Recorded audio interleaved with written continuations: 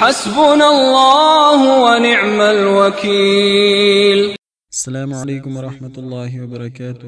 اکیلی لڑکی مدرسے کا طالب علم اور مسجد۔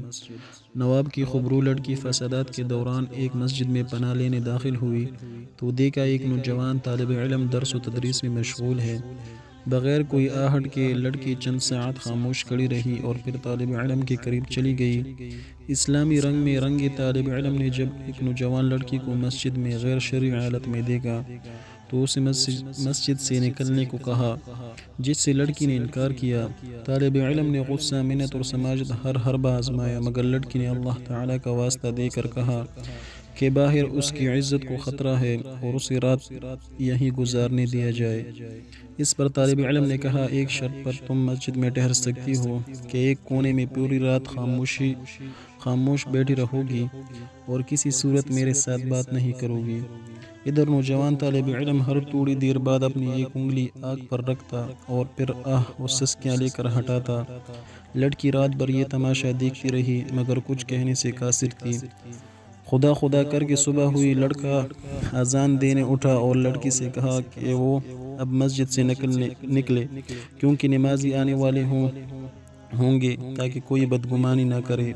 لڑکی نے کہا، ٹھیک ہے، مگر مجھے ایک بات بتا دیں کہ رات بھر آپ وقفے سے اپنی انگلی آنکھ پر کیوں رکھتے تھے؟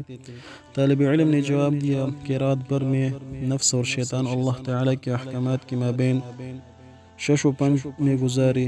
جب کبھی شیطان کا غلبہ ہوتا تو میری خواہش ابھرتی کہ اکیلی لڑکی ہے، اپنی خواہش کی تکمیل کر لوں، مگر جب دوزخ کا عذاب سامنے پاتا تو اپنی انگلی کو آنکھ پر رکھ کر یہ آزمائش کرتا کہ کیا اس آگ کو میں سہ پاؤں گا، مگر جلدی احساس ہو جاتا کہ ایک چھوٹی انگلی یہ تھوڑا سا آگ برداشت نہیں کر سکتی تو جہنم کی آگ میرے پورے جسم کو کیسے بھسم کرے گی۔ وقت گزرتا گیا، نوابزادی کے لیے امیر سے امیر شخصیات کے رشتے آنے لگے مگر وہ ہر رشتہ ٹکراتی رہی۔ لڑکی کے والدین بہت پریشان تھے کہ آخر معاملہ کیا ہے۔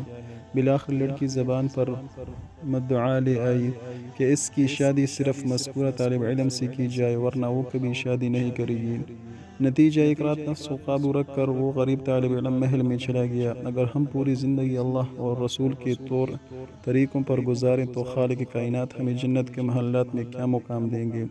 ضرور سوچئے گا اور مجھے اپنے من کی آواز سے بھی ضرور مطلع کیجیے گا۔ تو اللہ تعالی ہمیں اس پر عمل کرنے کی توفیق